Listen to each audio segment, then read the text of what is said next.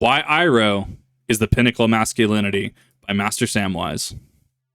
Integrity, loyalty, patience, authenticity, humility, humor, strength, wisdom, love. It is rare to find all of these qualities present in a single character in any story. It is rarer still to find them in a character who struggles, who suffers loss, who has to grow and change. Rarest of all might be finding such a character in a cartoon, a show targeted at and written for children, yet still beloved by viewers of all ages for its heart, its incredible character arcs, and its meaningful storytelling. Uncle Iroh is an incredible example of masculinity because he exemplifies these essential virtues. To live out these virtues is to embrace full, authentic masculinity. Masculinity is not merely defined by being strong, confident, and assertive, but rather is well-rounded and balanced, understanding that there is far more to manhood than power and bravado. More people need to understand that. More people need to understand that being a man is not physically strong. It is not being able to provide. It is not being able to hold and obtain power. It's much more than that. There is absolutely examples of toxic masculinity. Look at examples like Sneeko and Andrew Tate. There are examples of healthy masculinity in media. Look at Viggo Mortensen and Aragorn. Look at, as far as I'm aware, everything about Brendan Fraser. He's just a super legit dude. And, you know, with anything, there is an absolute infinitude of gray in between extremes. And it really is just using the tools that you have, using the life that you're given to live it in the best way that you can and not spread negativity. That masculinity is not the opposite of femininity, but rather it's the opposite of boyish immaturity. Yeah, these actually. traits and virtues that I've listed are not unique to masculinity. Women living out these traits display authentic femininity. That's not to say masculinity and femininity are the same. Two instruments playing the same note will sound quite different, but I'm a man with a man's point of view, and Iroh is also a man, so masculinity is what I'm marginally well qualified to discuss. If this video does well, maybe I'll get my wife to write a counterpart video for Toph or Eowyn or Galadriel. This Galadriel. Anyhow, now that we've got that clarification out of the way, let's examine how Iroh lives out his masculinity and what he can teach us about what it means to be a man. I think Iroh is very much a comfort character for people. And I have a buddy who absolutely just does not like Iroh. Before the hate comments start, I understand his reasoning behind it, where Iroh is just all of these specifically Asian philosophies and philosophers and their teachings all kind of funneled into one character. So you can have this, a certain Iroh's teaching found in this philosopher and another of Iroh's teaching found in another philosopher. And I understand where they're coming from at that point of view. And do I necessarily reject it outright? No, I mean, they're allowed to have their opinion. It's like how I'm allowed to have my opinion that I think General Ironwood was a neat character, and seeing his downfall in volume 7 and 8, I thought it was really cool to see. But there's a number of people that go, General Ironwood from RWBY made absolutely zero sense, and he's a garbage character and had zero redeeming qualities or zero story arc. People are allowed to have their opinions. I can have certain things that I look at where other people have other things that they look at. Part of, healthy masculinity, what do you do when encountered with people with different beliefs than you? And it's something as simple as, do you think Iroh is a good character? Me, yes. Friend, not necessarily. Do I use my platform? Do I use my quote-unquote manliness to try and rectify it via force? No, it's understanding. I see what point of view you're coming from. We may disagree on this inherent foundation on where we stand and have come to these two opinions. But at the end of the day, I understand where you're coming from, and I do respect it and respect you as an individual. And that is not the case with a lot of modern male toxicity.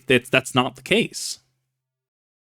Having integrity, holding onto upright moral principles, is undoubtedly a necessary quality for any man. When faced with difficult decisions, do we stand fast and act according to our conscience, or do we fold under pressure? Like a jet. The show takes its time developing Iroh, slowly letting us learn more about him. At first, in addition to being his nephew's teacher, Iroh is presented as comic relief, a lighthearted counterpart to the overly serious and intense Zuko. Over time, Iroh's journey, his past is revealed, and we learn how his mistakes, failures, and loss shaped him to be the man he is now. A man of principle, a man who believes in the dignity of all peoples. However, he doesn't start out as that man. Even after all he has been through, Iroh is not yet fully developed. During the Siege of the North, Iroh, still the loyal Fire Nation general, advises Zhao on the best strategy to win the battle and conquer the Northern Water It's important to understand that he is literally Ozai's brother. Like, this man is up there. Fire Lord Ozai's brother is Iroh. That's something that carries no small weight. And that's why someone like Admiral Zhao, seeing that Iroh is, pursuing and mentoring Zuko around, is like, hey, well, I would like the great dragon of the West to advise me in my battle strategy. And his name still holds weight. His name still holds prestige. It's like if you had a general, I guess, and it's military personnel could chime in on this. If you had a general that retired from the army and you see him outside, I mean, does his name not still carry respect? Does his name not still carry weight? Does he as a person not still hold some sort of, and I mean this in the kindest way, value, right? And so if you were doing something and you're saying, well, I would like this very not noted, I almost said notarized, this very decorated general to, accompany me on this project, and I would like his opinion on it, and I value your opinion.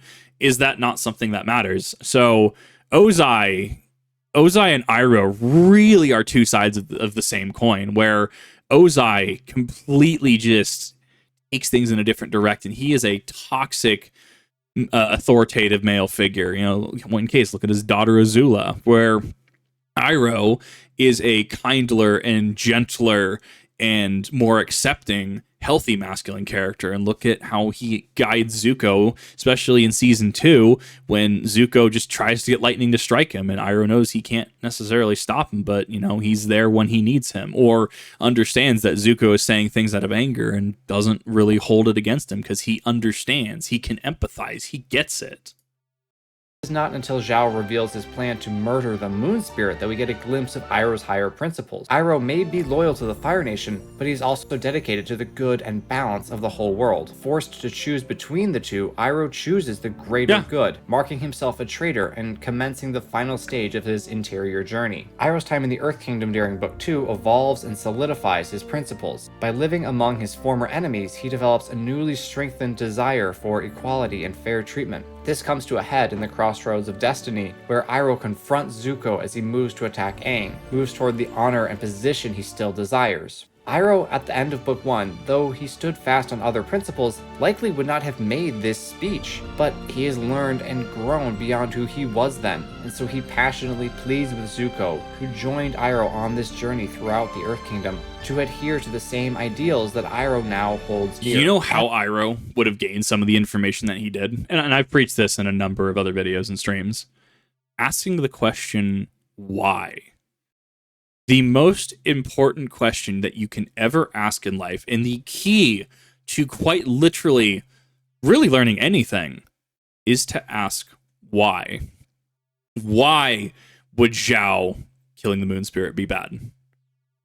Why would, I guess I should say game end because of YouTube, why would Zhao taking this course of action be conflicting to him? Why would this be bad, not just for the enemies, the Northern Water Tribe, but be bad for the Fire Nation as well in the long run? Asking these questions and then going into the Earth Kingdom and living amongst his enemies, why can they live like this? Why, with all the oppression and aggression that the Fire Nation has, why are they able to live in this way? Why are people treating me this way? A number of questions that you can ask why. And the fact that he sought understanding puts him ahead of so many other fictional characters that are just handed the reins or just inherently understand. And he has a lot of good writing to him. Having integrity does not mean being completely rigid and inflexible. Integrity is not stubbornly clinging to ideas or values with no room for change. Rather, it is the ability, after having formed our principles, to not waver when they are challenged. Iroh may not always have been fully on the side of goodness and truth, but he undoubtedly always held fast to his beliefs and standards, regardless of the consequences. Yeah, I get it. Yeah. We do not merely have responsibilities to principles, but we are also accountable to the people in our lives, our loved ones, especially our children. Iroh serves as Zuko's mentor and guide, and cares for Zuko when no one else. He is not blind to Zuko's faults and shortcomings. Indeed, he may understand them better than anyone else. This is illustrated beautifully in The Storm, where Iroh describes the circumstances of Zuko's banishment to the ship's disgruntled crew. Where others are quick to dismiss Zuko as impulsive and reckless, which he most certainly is, Iroh knows Zuko's heart. He understands that Zuko is in need of growth and change, but also that he has suffered greatly and needs to be given time and space to become the man Iroh knows he can be. Iroh is loyal to Zuko, he is true to him. That doesn't mean he supports every reckless action or rash word of the prince, but rather that he refuses to give up on his nephew. Loyalty is not blind obedience or acceptance. It is the adherence to one's duty to another. That right there. Loyalty is not blind obedience. Loyalty is not, your buddy saying, hey, I need you to do this for me. I need this done. Or your boss, I need this done, right? And, okay, well, could you have asked, please? I'm kind of busy. I got other things going on. You will do this regardless of what else you have going on. That breeds disloyalty. That breeds malcontent. Loyalty is... your buddy asks, hey, I'm having a little bit of a rough time right now. I just wanted to reach out and say hi. Loyalty is taking the time to have discussions with them, to make sure that they're okay, to want to see them get better, but to also get better together, to help each other progress, to help each other grow. Loyalty to a business is that the business treats you right. You get benefits like dental and eye care, and you are fairly well compensated. And you do, for example, say a partner, your partner ends up having to go for maternity leave, or you have to end up going on maternity leave, right? And they offer that as well. That will breed loyalty to that business because they are treating you with respect and seeing you as a human being and respecting you, and therefore you respect them in turn, and you are willing to do what you can for them. Not do everything for them, but do what you can for them. When Iroh and Zuko are torn apart by Zuko's betrayal, his uncle remains loyal. He continues to hope that Zuko can find his way again. Iroh does not abandon Zuko, does not count him as completely lost, but rather takes up his fight in the only way he now can. The time they spent in the Earth Kingdom, living amongst, working for, laughing and eating with the enemies of their nation was transformational for Iroh. As already mentioned, it allowed him to grow beyond his roots in the Fire Nation. But Zuko's metamorphosis was not complete, and it was reverted by the promise of having his former life restored. This convinces Iroh that there is nothing more he can do for Zuko. Not directly, There's nothing more he could do for Zuko at that time, and that's why he chooses to remain silent. When even returning to his life, and Zuko feeling that his life is hollow, and feeling that something is off, and he has everything he ever wanted, but it's not enough, and there's something nagging on him, and he goes to meet Iroh, and Iroh doesn't talk to him. It hurts Iroh to do that. It's not that he's apathetic to that. There's nothing he can do for Zuko, and anything that he might say, it could harm Zuko's growth at that point. And at the end, and Zuko does understand why he did, and they do make up later, right? It's important to understand that Iroh at that point had to set a boundary. He could not do anything for Zuko at that point and had to let Zuko kind of flail about and find his own way. After having received all the wisdom and guidance his uncle had to offer, Zuko must now find his own way, and it is Iroh's job to simply be there when Zuko comes back, and to welcome him with open arms. But more on that later. Iroh's steadfast refusal to give up on Zuko shows us that loyalty is not a flighty thing to be given or taken away lightly. It is a conscious choice to stand by another, to support them and help them, because they need and deserve someone at their side. Yeah, exactly. I can't think of a relationship that better exemplifies patience than that of Iroh's with Zuko. Patience is an essential part of Iroh's loyalty to Zuko. Despite his nephew's regular outbursts, flare-ups, and explosions of temper, Iroh constantly remained a calming presence for the hot-headed prince. Having the patience to serenely deal with his decidedly impatient nephew is one of Iroh's defining qualities. King Bumi's advice applies beyond the limited scope of earthbending. As Iroh explains to Zuko in Bitter Work, each nation, each cadre of benders, can learn from the other elements and the other nations. The patience and steadiness of the Earth Kingdom's people is a quality that everyone should admire. So here's the thing as well, is that you can also do the thing when it comes to combat, like SCA and stuff. You can absolutely do things like that. There are certain techniques in Japanese texts and Japanese practices that could apply to certain European practices, and vice versa. Mix and match different styles, different cultures, and you can do a lot of that. You can, in Avatar terms, you can learn how to be more grounded. You can learn why Zhao was an absolute force in the initial Agni Kai and what was going to be a threat to Zuko. Zuko had to break his root. He had to really just, instead of fighting things as kind of an earth firebender mix kind of mentality, right, where he is going to plant and he is going to just kind of keep going, he had to employ some other tricks and other tactics in order to break Zhao's root. And once his root was severed, notice that Zhao did go down. And would Zhao have necessarily gone down had Zhao been versed in other practices, other styles? Debatable, but it is a very big teaching moment and growth for Zuko that there is not one way to do things, and that you have to take other things into consideration, which is further strengthened by this, that many people can learn from others and use it to better themselves, and vice versa. They can use things that you can offer to better themselves. To obtain. The ability to wait, to slow down, to calmly take your time and consider your options before acting is necessary for true, well-rounded masculinity. Charging at your problems head-on may in fact be the solution, but only if all other possibilities have been considered and found less effective. It should never be done as an immediate gut instinct reaction. That sort of impulsiveness is a clear sign of immaturity. The impulsiveness is also just dangerous. Like, as somebody that can, attest firsthand to sometimes making impulsive decisions, whether it be in work, personal life, etc., it puts things in a charged state. It can have the absolute wrong impact that you want it to. And that's important to discuss and important to unpack, because am I saying you should not respond? If your house is on fire, you should probably respond to it. But what way do you respond to it? Do you run in? Do you run without calling, the fire department? Do you call the fire department and then do you run? Do you call the fire department and gather as much information as you can to provide it to the fire department when they're on there, in regards to what could potentially be prioritized to save, who's in the house, if anyone's in the house, etc., right?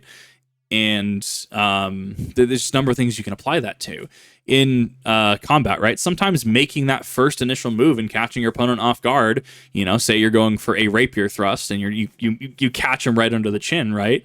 Yeah, sometimes that's valid. Sometimes being too patient can actually break your focus and lead you to a state of complacency where they can just come with a strike and suddenly they got you in the ribs, right?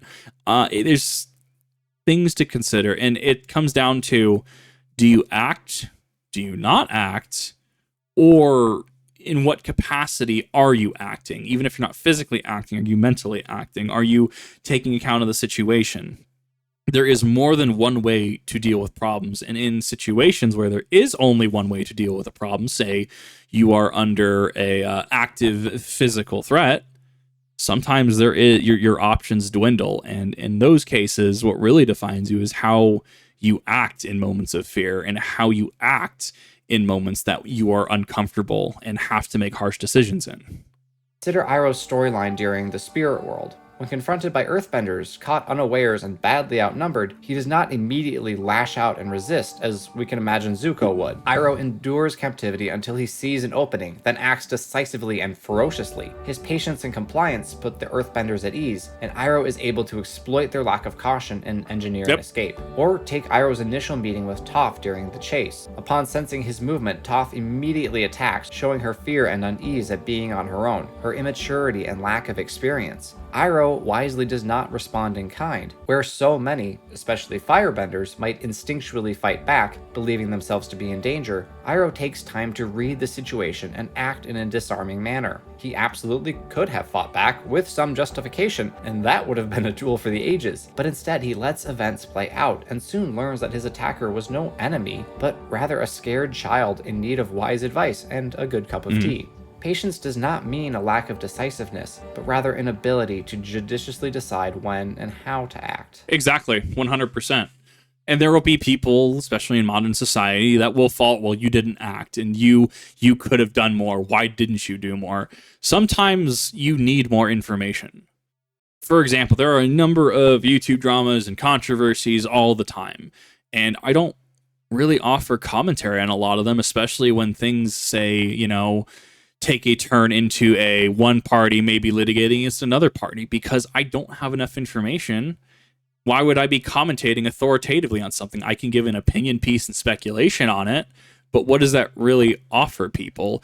Or if somebody brings to me a question in regards to, you get into this scenario, how do you act? And sometimes, you take a minute to pause. Sometimes you ponder multiple options. What option is going to be the best? What option saves the most people? What option could lead to the highest risk? A lot of things. But the other side of that is that can also lead to decision paralysis, where, I want to make a Dead Space video. I want to make a Resident Evil video. I want to make a Majora's Mask video. I want to make a XYZ video, right? And you can have all these assigns, and you can start scripts, and you can do things, but you ultimately can't make a decision. At that point, that's not patience, that is inaction. And it's finding a balance between using inaction to gain what information you can to let a situation play out so you can make the best educated decision, and just complete inaction where something doesn't actually happen.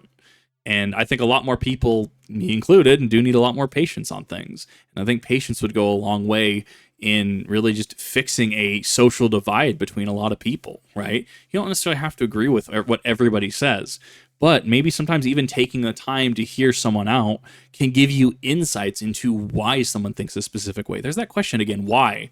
Why does someone think this way? Why should I not act right now? Why is waiting to have more information a better idea in this situation?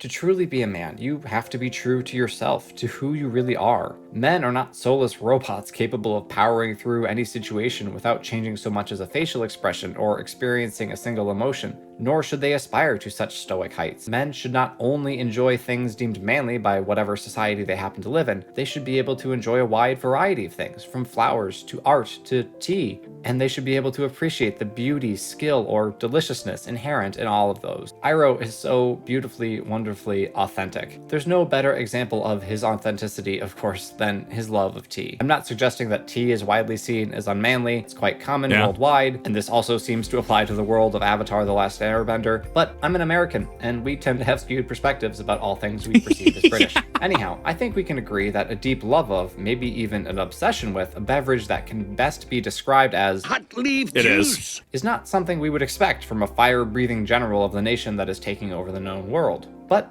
that certainly doesn't stop Iroh from enjoying it to the fullest. Iroh's love of tea provides us with an example of the beauty of appreciation. There are so many good and beautiful things in this world and Iroh's that deserve to be appreciated. Being able to look at a flower or a cup of tea as more than their surface qualities and appreciate the intricate design or creative blend of flavors is a quality for which we should all strive. If we go through life only judging things based off a surface level view, we are not seeing their true natures, and thus our thoughts and opinions cannot truly be authentic. The time to really think about the world around him, seeing the beauties that hide from a casual glance, Iroh tells us about his own nature, how he is so much more than meets the eye. Iroh's love of tea also shows us the importance of mastery. When we truly appreciate something, we should strive to master it as best we can. Whether an art form, a job, or any other means of self-expression, diligent study and practice cuts through cheap tricks and quick wins, and allows us to display something true and authentic about ourselves. By mastering the art of tea making, Iroh does not merely establish that he really likes tea, but also that he is a careful, patient, deliberate man who has spent years perfecting his craft. A man who can take the time to become a master, even in the making of hot leaf juice, shows he is not afraid to pursue his true passions and demonstrates a willingness to learn that is translatable to any area of study. By daring to be the Fire Nation General with a passion for tea, Iroh teaches us the importance of defying molds, of rejecting the expectations of others when they run contrary to our true selves, no matter how others might view us. Well, and think of it this way. How many people think that people that dress up in full armor, dress up in cloaks, dudes that dress up in the maid outfit, how many times have we heard that described as true Chad behavior, right? Sometimes, yeah, there's a mold, and sometimes, you know what? When everything is so cookie cutter and so uniform, it becomes stale, it becomes uninteresting, it becomes boring, it becomes stale and stagnant. And yes, absolutely, there's some people that just want to conform, and some people that just kind of want to exist, and some people that just want to just do things, right? there are other people that want to be more. They understand that they understand their passions, and they want to pursue their passions, and they know who they are or who they want to be, and they take steps to pursue that path. And so thus you have somebody, maybe a friend or something that walks around in a suit year round, or they have very specific fashion tastes that some might consider effeminate. And it's like, society, if it doesn't understand that, will be scared of it and will vilify that. Oh, well, that person's wearing a scarf. Clearly that's effeminate. Clearly they're not confident with their masculinity, when that couldn't be further from the truth. It takes a lot of confidence for someone to put on the maid outfit, someone to put on the thigh highs, someone to put on armor and go into a public setting, someone to wear a cloak out to like Barnes and Nobles or something like that, because not everybody does it. But it does help showcase who you are as an individual. I have said many times that I like people that are unapologetically themselves. And at the very least, if people are unapologetic themselves, you know who they are. You know what they stand for. You don't have to deal with the masks. Everybody uses masks. Everybody in modern era and in history as well has used masks and still continues to use masks. That's just human nature, right? Your boss comes in and you're having a bad day, and hey, why I call why I'm here, and you have to put on, I'm sorry, sir, I don't actually know why you're here. I'm trying to do the best that I can. Is there something wrong? Something I can help with? But behind that mask, you could just be, God, I am so tired. I just want another drink, some Jaeger tonight, right? Or you go out on a date, and the date ends up being a situation where the other party just isn't interesting, or maybe they're rambunctious, they're rowdy, they're not hitting it off, and you kind of have to have this mask on of just like, well, I just don't see this going anywhere. I'm sorry you feel that way. I'm more than happy to pay for this drinks, more than happy to pay for this dinner, but maybe I'm just not enjoying this. And when deep down, oh my God, there's so many red flags here.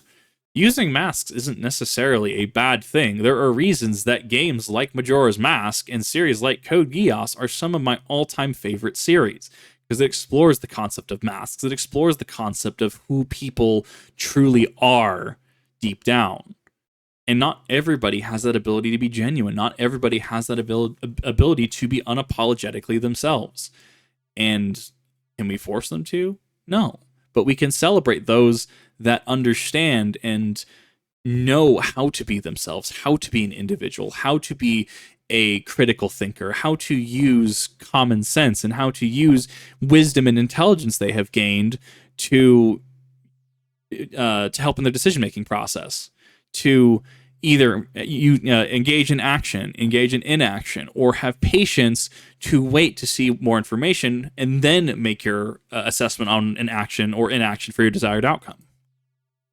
Humility is one of my favorite virtues to discuss, mostly because it's largely misunderstood. Being humble does not mean having a lowly view of oneself or disregarding one's positive traits. Having true humility means having an accurate view of yourself, having insight into your own strengths and weaknesses, your virtues and vices. To be humble, we have to reject bravado, overconfidence, and arrogance, yes, but at the same time, we must acknowledge our own abilities. In short, humility can be defined as having clear self-perception, having an untarnished view of yourself. We see Iroh's humility on full display during The Tale of Iroh. This short anthological segment of The Tales of Ba Sing Se gives us wonderful insight into Iroh's character. Though he's a man of great botanical knowledge, he doesn't shame the shop owner for not knowing where to place the moonflower. Iroh imparts his knowledge in a genteel way, lacking any pride or derision. His humility allows him to share what he knows in a generous manner, with genuine care and love for the world around him. Or consider how Iroh handles the would-be mugger with the poor stance.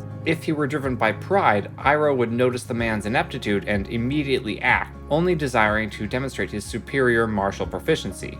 Instead, Iroh takes the time to calmly and even sadly note the mugger's ludicrous stance. He does not deride the man, he does not mock him, he simply critiques his technique, or lack thereof, in a manner that shows how much Iroh cares about proper form and training. Teaching someone of lesser knowledge without belittling them takes humility, as Iroh displays here. That also was the opportunity for someone who had a bad stroke of luck finding Iroh, and instead of it turning into just an absolute mess.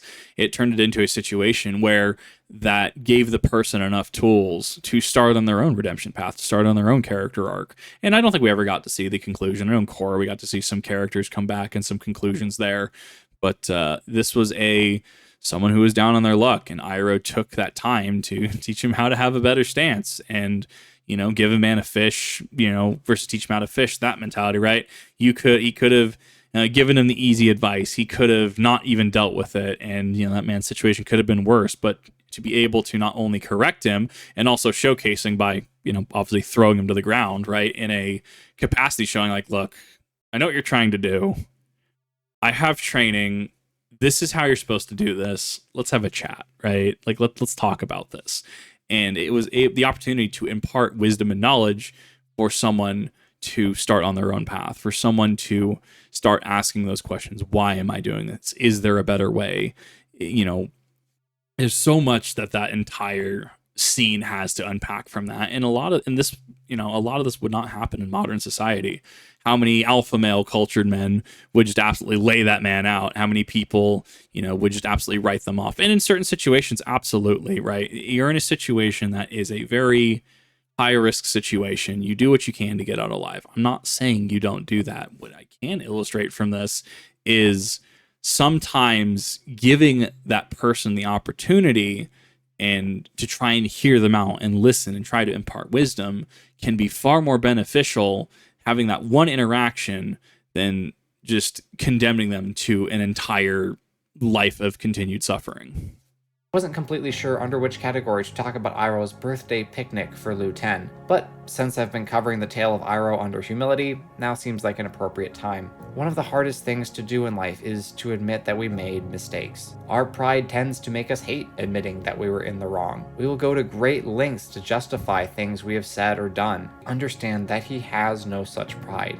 He failed his son, and he lost him. There's nothing he can do about it, but he can grow as a man and as a father. Iroh's pride could have overtaken him, caused him to seek vengeance for his son by throwing all his energy, his whole self, into the war effort, but he chose another way. By learning from his failure, Iroh became a wiser, gentler man while still retaining his inner strength. Humility allows us to overcome our pride and learn from our failures rather than being consumed by them. He lost his son. Like that's the whole concept behind some of his younger years and stuff, being second in line I think he was first in line actually, and then he lost his son at the failed siege of Ba Sing Se, and then Ozai ended up plotting against his father, and then Ozai was the one that ascended. But Iroh very easily could have been a character that chose differently. He could have very easily been a character that cried out for vengeance against Ba Sing Se and the Earth Kingdom, and spent all of his time wanting for destruction and to disestablish the entirety of the Earth Kingdom and to subject them to the same pain that he suffered. But he didn't. Not just because it was out of reach, right? Ba Sing Se had been in an impregnable city for how many years in Avatar, but that he made mistakes. Maybe he is on the wrong side of history. Maybe he is, part of the Fire Nation, part of a nation that ended up just being not what he expected when he saw the other side of things and saw the cost that it took. And that was an important moment for him. Not was the defining moment, not necessarily, but it allowed him to reflect in a different way and ask himself, why am I here? What are my next steps? How do I want my life to be? It's a little odd to talk about humor being an essential part of masculinity, since stoicism is widely considered a manly trait. And to be sure, the ability to maintain composure in difficult situations is worth obtaining, but if you can't also take the time to laugh, particularly at yourself, you lack balance. Masculinity can never sway too far toward one virtue without becoming unbalanced and venturing into the extreme end of that virtue, and thus becoming a vice. This is applicable for any of the virtues discussed here, but I think it's notable with humor because stoicism is so common in the archetypal man's man in cinema. Ethan Hunt, Jason Bourne, John Wick, and any number of John Wayne or Clint Eastwood's characters are able to endure the toughest of situations without so much as changing their facial expression. However, even they have moments of sorrow and joy, but none quite so well portrayed as our Iroh's. What makes Iroh's humor so delightful? He never belittles or tears down another person for a laugh. The vast majority of his humor is self-deprecating, or just straight up funny at no one's expense. Iroh is more than willing to laugh at himself or find joy in an amusing situation or turn of phrase. Able to laugh at clever remarks, goofy objects, or bad tea jokes, Iroh shows us the simple beauty of good humor. Smiling and laughing are some of the most attractive human behaviors. Happy people, quite simply, are more likable and approachable. Where Zuko remains stoic and steadfastly devoted to his single-minded mission, Iroh attracts the goodwill and love of the audience with his lightheartedness and jovial nature. But Iroh's good humor is not merely for our benefit to make the audience love him, though it certainly accomplishes that. So much of it is for Zuko's benefit. Iroh tries regularly to lighten his nephew's dour mood. Rather than being aimlessly cheery, there is an end to Iroh's jokes and goofs. They are for the good of his nephew, for the good of the boy who he would not see follow the path of his own son. Iroh's humor is so wonderfully masculine because he deploys it appropriately and purposefully. He knows when to be stoic and serious, and when to wisecrack and smile disarmingly. There is balance in his humor, and balance, finding the golden mean, as we've already discussed, is crucial for the pursuit of true, full manhood. And that's the thing. It's appropriate. He is deploying it appropriately at the relevant times. There is a time for games. There's a time for laughs. There's a time for jovial banter, self-expense jokes, right? Oh man, had a little too many beers, know what I'm saying? Right? There's a time and a place for that. And sometimes there's a time where that stoicism is required in the face of oncoming adversity, in the face of just let's say eldritch horrors beyond our comprehension, but people don't normally deal with that. There is a time and a place for that humor, but there's also a time and a place for that seriousness, to be willing to have that, dare I say, strength, and to see a job done. And this, while this is applicable to men, anyone can learn from this. As discussed earlier, right? The firebenders learned from some of them learned from the earthbenders. Iroh specifically learned from the waterbenders and helped in his I almost said lightning release like it's Naruto, in his lightning bending. You have entirety of Korra as well. Like there's certain things. Korra is very, very strong and determined and rooted personality who is very, in my opinion, very earth and water.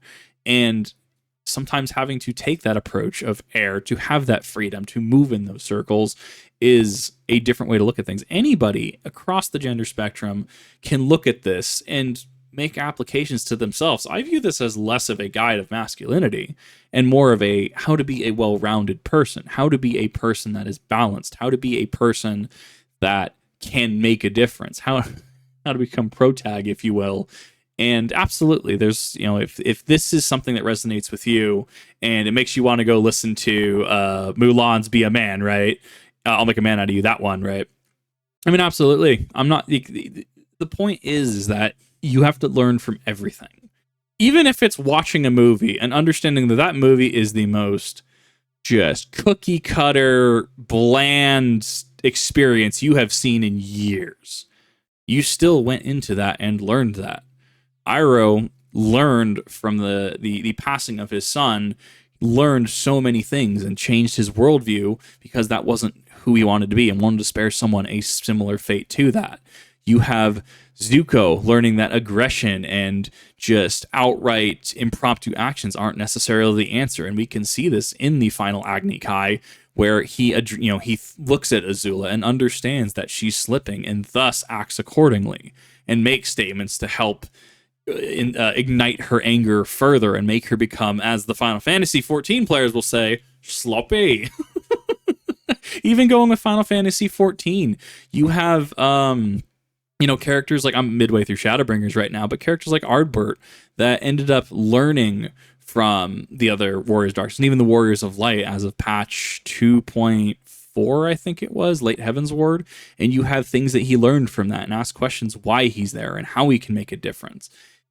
The key is to keep moving, to keep learning, to keep going. And that's not to say become an indomitable machine with no emotions. You are allowed to rest. You are allowed to have emotions. You are allowed to have days where you just don't want to deal with things or think about things. But it is important to ask the questions. Why is something? How is this? what causes this and to learn and to become a more balanced and established individual. Now let's talk about how Iroh fulfills every man's dream of becoming an absolute physical specimen. Being physically strong is important, let's be clear about that. Strengthening your body through rigorous exercise and training allows you to take care of and, if needed, defend yourself and your family. There is great value in physical strength. However, such strength is impossible to achieve without mental strength, without fortitude and willpower. It's great to work out, to develop, to train and tone your body, but you cannot do so consistently unless you have an end in mind. Throughout the first 2 books, Iroh is far, far from the paragon of physical fitness. He himself cracks jokes about his love for food and the size of his belly. But when the need arises, Iroh reveals the strength that he has always held within himself. That strength is not in his biceps, well, not at first, but rather is in his mind, in his perseverance. Upon getting thrown in jail, Iroh does not despair, though he does take time to recover from Zuko's betrayal. When we see Zuko visit his uncle in the headband, Iroh is too hurt to respond. He is not yet ready to help Zuko find his way again. But Zuko's visit does confirm one thing, that the prince is still in need of guidance and love. One-sided conversation helps restore Iroh's purpose, and his hope for Zuko impels him to become, well, an absolute unit. Shredded. Strength like Iroh's is not impressive simply in its own right, though it is incredibly impressive. I mean, he blows open the wall of Ba Sing Se with a single massive fireball, for crying out loud, but rather because of what it tells us about the journey of the character possessing such strength. It shows dedication, perseverance, and self-sacrifice. One cannot obtain strength of body, mind, or firebending without bending one's will toward mastery. Iroh is a perfect embodiment of those strengths. His resolute, unfailing pursuit of what is good and true allowed him to become a man who could tear through metal bars with his bare hands, unleash waves of fire that overwhelm his opponents, and, most importantly, love Zuko in a way that allows him to see clearly and find his own path. Iroh's chiseled physique is not masculine just because it looks awesome, though it does, but rather because it shows us what we can be if the need arises, and if our minds are sufficiently strong. Physical power without purpose is vanity, but when given direction, when needed, it unmistakably displays the masculinity, the dedication, fortitude, and perseverance of its holder. And I think that's what a lot of people are missing, and a lot of, men that are so bogged down between all of the, well, if you want to be a man, this is what you need to do, or real men do this, signing off Andrew Tate. There's a lot of back and forth, and so many people want to captivate men. So many people want to have that privilege of, oh, look, we are influencing men. But why? Why are you worth my time? Why is someone like Andrew Tate worth my time? Why is someone who follows alpha male logic worth my time? Why are any of these back and forth contradictory comments, men who do X are bad, men who do Y are bad. They're, and they directly conflict with each other, right? Where if you don't like tatas, you're bad. Well, if you don't like the bootay, you're bad as well, right? A little bit of humor there for you. And all of these conflicting opinions, all of these just conflicting statements, and people trying to vie for your attention, it really just feels like there are people that try to reach out to you and to captivate you, but to what end? And you wonder why people have motivation issues. You wonder why people feel that existence can be hollow, because there's no direction. They want the privilege of, oh, well, I have a master class and I get to teach you all about being a man and being an alpha male and, make a bunch of money off of it and fly around in private jets and stuff. Or, well, I have a bunch of people working for me and they do this for me and I can pay them Y amount. And, that's better than a lot of my competitors are paying because I get to, have more profitability.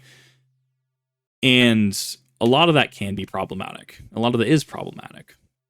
It's understanding that you're an individual and your strength is your own. Effectively, when you have a job, when you do something, you are rationing out your time for some sort of exchange, right? For a job, you are effectively selling your time for monetary compensation and sometimes benefits, right? Like a 401k, etc. And when you're going out on a date or something like that, well, the expectation is not necessarily getting in the sheets, right? The expectation is I am spending my time out here And you are spending your time out here to see if this is a situation that's going to work or not. And I do think that's a modern misconception with dating. And I mean, I say modern, but we've seen this, over the past decades as well, where, oh, did you score on the first date, or did you kiss on the first date? What happened there? And I guess I have a very old-fashioned sense of things where it's, no, we are on a date. We are out here seeing if this is even going to work in the first place. And that's an incredibly fair stance to have. Going back to the whole patience thing, having that patience to not rush into something and going, I'm seeing these red flags. It's not my thing. Or, we click, but I just don't see it moving beyond a friendship thing. Or, spending a lot of time with you and kind of conversing with you. You've been really respectful. I think we can move forward with this. That is having patience to assess the situation further, make an educated decision. Like I said earlier. Virtues, however, are for naught if one does not have wisdom. What is wisdom? It is not merely knowledge, no matter how high the level of knowledge. Instead, it is the combination of knowledge, insight, and right judgment that allows one to act appropriately in a given situation. Wisdom is knowing when to be stoic and when to crack a joke. Wisdom is knowing when it's time to be patient and when it's time to strike. Wisdom is understanding the power of physical strength and of a gentle word, and using one when the other wouldn't be as effective. Wisdom is a deep and accurate understanding of oneself, of others, and of the world, combined with the ability to discern how to act based off that knowledge. If you polled fans of Avatar the Last Airbender to define Iroh with a single trait, I'd bet good money that wisdom would be at the top of the list. Iroh displays wisdom in practically every scene he's in. By imparting kindly words of advice to Toph, by teaching Zuko the importance of balance, and by admitting to Aang that he doesn't always have the answers, Iroh demonstrates that he is an astute, experienced teacher who is also smart enough to admit that he's not omniscient. It's hard to pick out examples of Iroh's wisdom that I haven't already covered under another virtue, and that's kind of the point. By exercising patience when captured, Iroh demonstrates wisdom. By knowing when to step in and prevent Zuko from doing something rash, Iroh shows proper judgment. By humbly accepting that Ozai, the man who stole the throne of the Fire Nation from him, is not his to defeat, Iroh displays superior understanding. Iroh is so admirable, is such a paragon of masculinity, because after a lifetime of experience, learning, and failure, Iroh has grown in knowledge, strength, humility, and virtue of every kind, and he acts according to what he has learned. I would argue, and this is adding the insight into the Dragon of the West, because it hasn't been brought up, where the dragon title was bestowed upon those firebenders that had slain a dragon in battle, right? And thus Iroh, the Dragon of the West. And it is learned that Iroh did not actually slay said dragon, but lied about it. And, it was to protect the dragons, and he learned from the dragons. There was a whole plot line there. And it's important that, having that, being able to go out and have that strength to claim a title such as dragon, and choosing in the face of all the power and the glory to reject that expectation and instead to turn, flip the script a little bit and to use it to say, I did this, and protect things for, say, Zuko and Aang to find the dragons down the line, right? That in itself is very integral. There's a lot of integrity with that. There's a lot of understanding with that.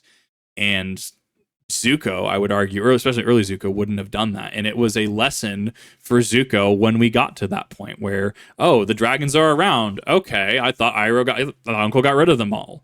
And that in itself is a very interesting plot point, along with Iroh knowing that physically, even if he could take on Ozai, it would not resolve the situation. The Avatar, Aang, must beat Ozai.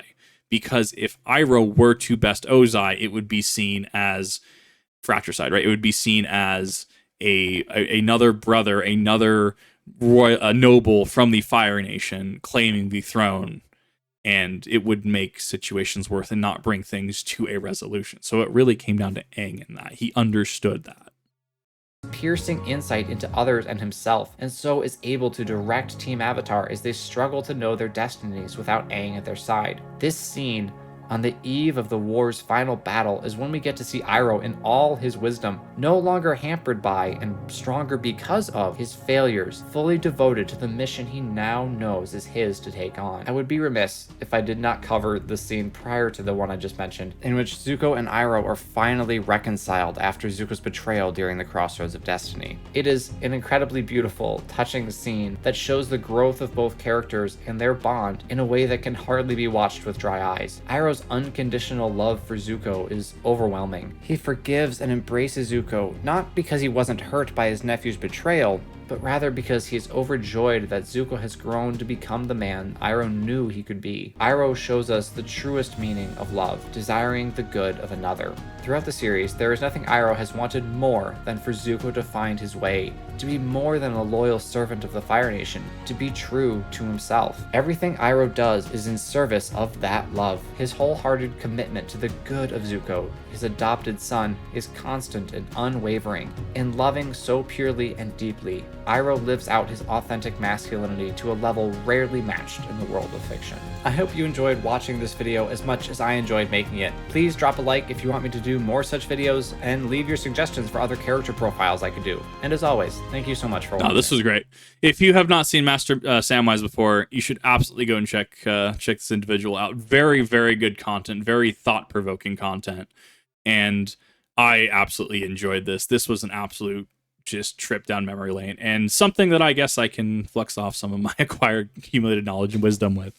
I also want to cite out that there was a scene prior to Zuko leaving the Fire Nation where he and Ozai, his father, during the Day of Black Sun, were underground, and once the sun had started to reemerge from the eclipse, there was this moment where Ozai did fling lightning. He did lightning bend towards Zuko, and Zuko had a moment where he could have returned it at Ozai, and there was the oh crap moment on Ozai's face, and Zuko chose not to deal with Ozai right there, and instead the Avatar would be the one to take him out.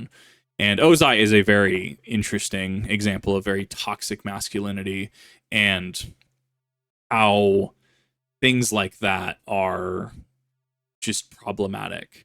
Iroh has a lot going from because of his wisdom, because of his accumulated experience, because of his traumas, and in seeing people around him lose people around him and watch them turn and morph into something that they didn't, that he didn't want them to be, but also understanding that in his own pain and setting his own boundaries, that there was nothing he could do for Zuko at that point in time, and having to let him grow while using his conviction to improve himself, and thus to fulfill the prophecy that he had in a dream of taking Ba Sing Se, but ended up retaking it from the Fire Nation after the whole drill thing.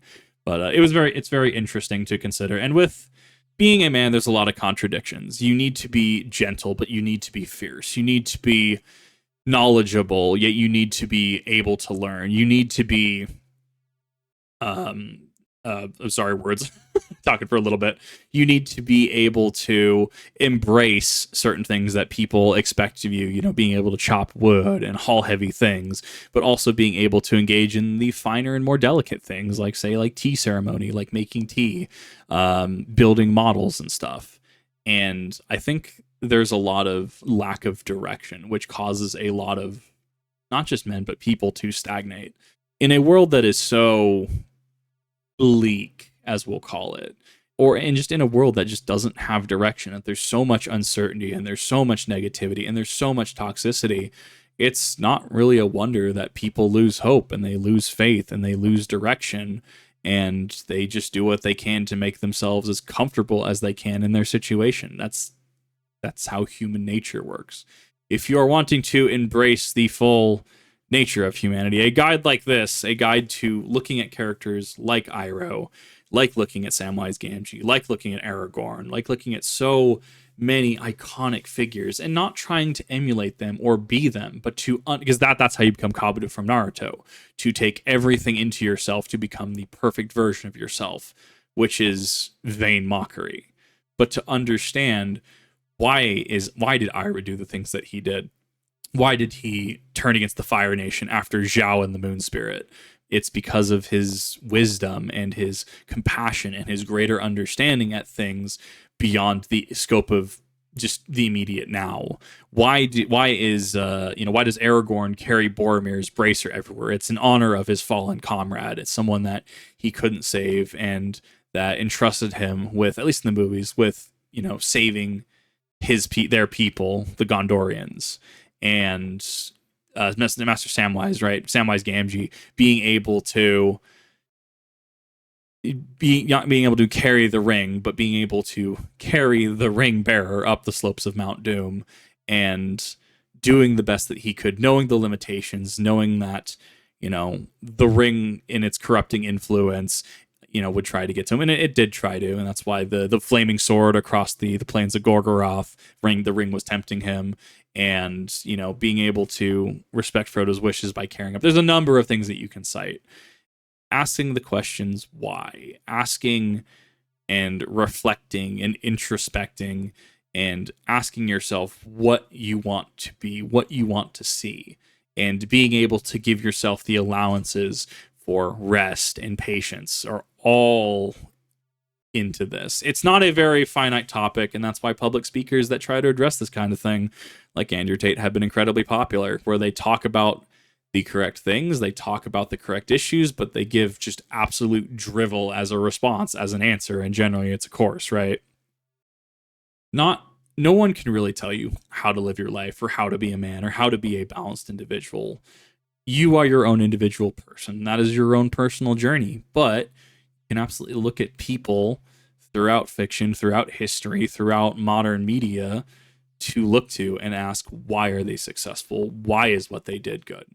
Why did what they did work? But I digress. That's a long conversation itself. It's been a pretty long video. If you haven't checked out Master Samwise, you absolutely should. This is an amazing video. I absolutely love this, and I can't wait to see more of this. And I want to do what I can as a React content creator to bring attention to really cool individuals and send people over to really cool individuals. Let me know what your thoughts are on masculinity. Do you think I was on point with a lot of things? Did I surprise you with some stuff that I said? Like, wow, Kip, I didn't actually think about that. Or wow, I didn't think you actually thought about this kind of stuff. Let me know what your thoughts are in the comment section. Please, as always, be civil, and I'll see you all in the next